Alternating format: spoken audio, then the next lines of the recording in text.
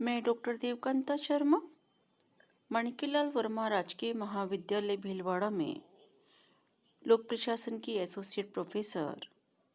हम BA part 3 के लिए पेपर 2 भारत में स्थानीय शासन का अध्ययन कर रहे हैं। हम पिछले वीडियोस में स्थानीय स्वशासन की अवधारणा, स्थानीय स्वशासन की आवश्यकता, स्थानीय स्वशासन संस्थाओं के कार्य, स्थानीय स्वशासन का विकास और स्थानीय स्वशासन का महत्व जैसे आवश्यक बिंदुओं का अध्ययन कर चुके हैं। हम जिन बिंदुओं का अध्ययन कर रहे हैं वो एमटीएस यूनिवर्सिटी के सिलेबस के अनुरूप है और उस सिलेबस के अनुरूप आज हमारा अध्ययन बिंदु है 74वां संविधान संशोधन अधिनियम। हम इस बात को जानते हैं कि भारत में 73वें और 74वें संविधान संशोधन ने महत्वपूर्ण योगदान दिया है। 73वें और 74वें संविधान संशोधन के पश्चात भारत में स्थानीय स्वशासन मजबूत हुआ है। 73वें संविधान संशोधन के माध्यम से पंचायती राज या हम कह सकते हैं कि ग्रामीण स्थानीय प्रशासन को बल मिला है, उसके महत्व में वृद्धि हुई है, उसकी भूमिका सुनियोजित हुई है। और इसी प्रकार 74वें संविधान संशोधन ने नगरीय स्थानीय प्रशासन को परिवर्तित किया है, नगरीय स्थानीय प्रशासन को ज़्यादा सशक्त किया है और नगरीय स्थानीय प्रशासन अब अधिक महत्वपूर्ण इकाई के रूप में हमारे समक्ष विद्यमान है। स्थानीय स्वशासन के महत्व को समझने के बाद हम इस बात को बहुत अच्छी तरीके से अंगीकार कर सकते हैं कि 73वां और 74वां संविधान संशोधन हमारे लिए स्थानीय प्रशासन के लिए, जनता के लिए कितना महत्वपूर्ण है। किसी भी लोकतांत्रिक देश के लिए ये बहुत गर्व की बात है कि उसकी जनता शासन में रुचि ले और शासन में भागीदारी निभाए। 73वां और 74वां संविधान संशोधन स्थानीय स्तर की जनता के पार्टिसिपेशन यानी सहभागिता को बढ़ाने की दिशा में एक सशक्त हस्ताक्षर है, एक सशक्त कदम है। तो इस क्रम में, इस संदर्भ में हम आज 74वें संविधान संशोधन के उद्देश्यों को समझेंगे कि भारत में 74वां संविधान संशोधन क्यों लाया गया। भारत में 74वां संविधान संशोधन लाने का पहला उद्देश्य था कि देश में जो नगरीय संस्थाएं हैं, नगरीय संस्थाएं जैसे नगर निगम, नगर पालिका, नगर परिषद और जहाँ कहीं भी नगर पंचायतें हैं, उनके अधिकारों में एक रूपता लाना। यहाँ हम इस बात को स्पष्ट कर दें कि 74वें संविधान संशोधन से पूर्व देश की नगरीय स्थानीय संस्थाओं के कार्यों में एकरूपता नहीं थी।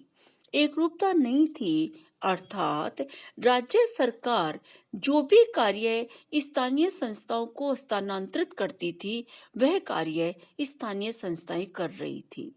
यहाँ इस बात पे हमें जोर देना होगा कि प्रत्येक राज्य सरकार एक तरीके कार्य स्थानीय संस्थाओं को दे, ये आवश्यक नहीं था।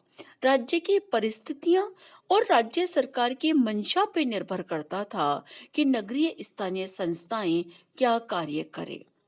74वें संविधान संशोधन के पीछे ये उद्देश्य रहा कि देश में स्थानीय संस्थाओं के कार्यों में, विशेषकर अधिकारों में एकरूपता होनी चाहिए।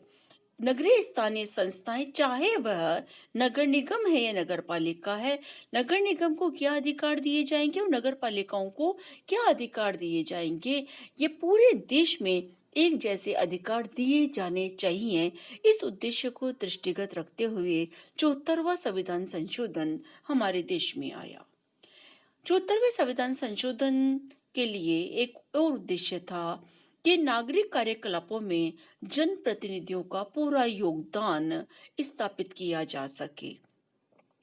पहले यानी कि 74वें संविधान संशोधन से पूर्व जनप्रतिनिधि होते तो थे, अर्थात चुनाव होता था और ये चुनाव के माध्यम से नगरों में नगरीय जनता के शहरों में रहने वाले लोगों के लिए स्थान विशेष की जनता अपने मताधिकार का प्रयोग करके अपने प्रतिनिधि चुनती थी, लेकिन इन प्रतिनिधियों का नागरिकों के कार्यकलापों में ज्यादा योगदान नहीं होता था। एक उदास सा प्रतिनिधित्व होता था। इस उदास प्रतिनिधित्व को एक सक्रिय प्रतिनिधित्व में बदलने की आवश्यकता थी और 74वें संविधान संशोधन को इस मंशा के साथ, इस उद्देश्य के साथ प्रस्तुत किया गया कि जनप्रतिनिधि पूरे सक्रिय रूप से जनता के क्रियाओं में, जनता के कार्यकलापों में, अर्थात जनता की समस्याएं और जनता की समस्याओं के समाधान में अपना योगदान देंगे। जनप्रतिनिधि राजनीतिक प्रक्रिया में और निर्णय लेने के अधिकार से भी स्वयं को वंचित न रखे, बल्कि जनप्रतिनिधि राजनीतिक प्रक्रिया में पूरी तरह से सक्रिय रूप से भाग ले, ये उद्देश्य रखा गया। जब नगरीय संस्थाएं कमजोर अवस्था में थी, राज्यों पर निर्भर थी, तो उस समय स्थानीय स्तर पे जो नगरीय जनप्रतिनिधि थे, वो जनप्रतिनिधि भी राजनीतिक क्षेत्र में बहुत सक्रिय नहीं थे। तो जब तक जनप्रतिनिधि सक्रिय नहीं होंगे, तब तक स्थानीय शासन का लाभ जनता को प्राप्त नहीं हो सकता। अतः जनप्रतिनिधियों को राजनीति में, राजनीतिक प्रक्रिया में निर्णय लेने का अधिकार मिल सके, वो ज्यादा सशक्त रूप से अपनी भूमिका का निर्वहन कर सके, उस उद्देश्य को दृष्टिगत रखते हुए 74वें संविधान संशोधन को किया गया। 74वें संविधान संशोधन के पीछे एक बहुत महत्वपूर्ण उद्देश्य था और वो था नियमित समय अंतराल में चुनाव हो। 74वें संविधान संशोधन के पहले का इतिहास अगर हम देखें, तो हम पाएंगे कि स्थानीय संस्थाओं के चुनाव राज्य सरकारें टालती रहती थी। वर्षों तक स्थानीय संस्थाओं के चुनाव नहीं होते थे और राज्य सरकारें ही उन दायित्वों का निर्वहन कर रही थी, जिन दायित्वों का निर्वहन अगर स्थानीय संस्थाएं करती तो ज्यादा प्रभावशाली ढंग से कर सकती थी। तो नियमित रूप से, नियमित समय अंतराल से चुनाव हो और ये चुनाव प्रादेशिक निर्वाचन आयोग के माध्यम से हो, इस उद्देश्य को ध्यान में रखकर 74वां संविधान संशोधन किया गया। 5 वर्ष की अगर अवधि है, तो हर 5 वर्ष के बाद चुनाव होने चाहिए। साथ ही इसमें इस बात को भी जोड़ा गया कि कोई भी निर्वाचित नगर प्रशासन 6 माह से अधिक की अवधि तक भंग न रहे। 74वें संविधान संशोधन के पहले ऐसी स्थितियां आ जाती थी कि किसी नगर निगम या नगर पालिका को भंग कर दिया गया तो 6 महीने बाद तक भी चुनाव नहीं करवाए जाते थे, और जब तक चुनाव नहीं होते थे तब तक नगरीय स्थानीय संस्थाएं का अस्तित्व ही नहीं होता था। 74वें संविधान संशोधन लाने के पीछे उद्देश्य था कि नगरीय स्थानीय संस्थाओं के चुनाव नियमित समय पर हो। राज्य सरकार अगर किसी भी कारण से इन संस्थाओं को भंग कर देती है तो 6 माह की अवधि अधिकतम है जब राज्य सरकारों को चुनाव करवाने पड़ेंगे। केवल 6 माह से अधिक 6 माह की अवधि तक ये भंग रह सकती है। इस उद्देश्य को ध्यान में रखकर भी 74वें संविधान संशोधन को लाया गया।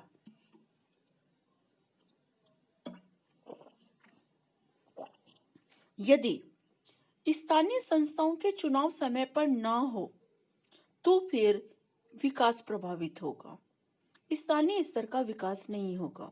समय पर अगर चुनाव होते रहते हैं, यदि इन संस्थाओं को लंबे समय तक भंग नहीं रखा जाता है, तो नीति निर्माण या स्थानीय स्तर के नियोजन और नीति के क्रियान्वयन को सुनिश्चित रूप से किया जा सकता है। जनप्रतिनिधियों का उत्साह रहता है, जनप्रतिनिधियों का प्रतिनिधित्व मिलता है नीति निर्माण में, नियोजन में, क्रियान्वयन में। अन्यथा परिस्थिति में राज्य सरकारें ही स्थानीय जनता के लिए नीति निर्माण करती है और उनका क्रियान्वयन करती है। जबकि पिछले अध्यायों में हम पढ़ चुके हैं कि स्थानीय स्तर की जनता को सशक्त बनाने के लिए, उनकी सहभागिता को सुनिश्चित करने के लिए स्थानीय स्वशासन की आवश्यकता है। तो जब स्थानीय स्वशासन की आवश्यकता ही इसलिए है कि स्थानीय स्तर की समस्याओं का समाधान स्थानीय स्तर के जनप्रतिनिधियों के माध्यम से निकाला जा सके, तो निश्चित समय पे निर्वाचन होना आवश्यक है।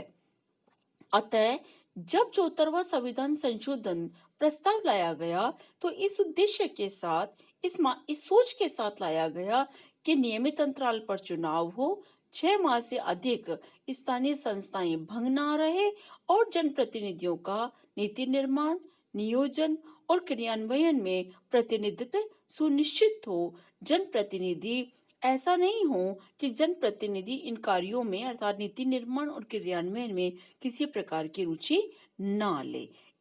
ये मुख्य उद्देश्य है जिनको आधार मानकर 74वें संविधान संशोधन को प्रस्तुत किया गया। इसके और जो उद्देश्य हैं, इनको हम कंटिन्यू अगले वीडियो में करेंगे।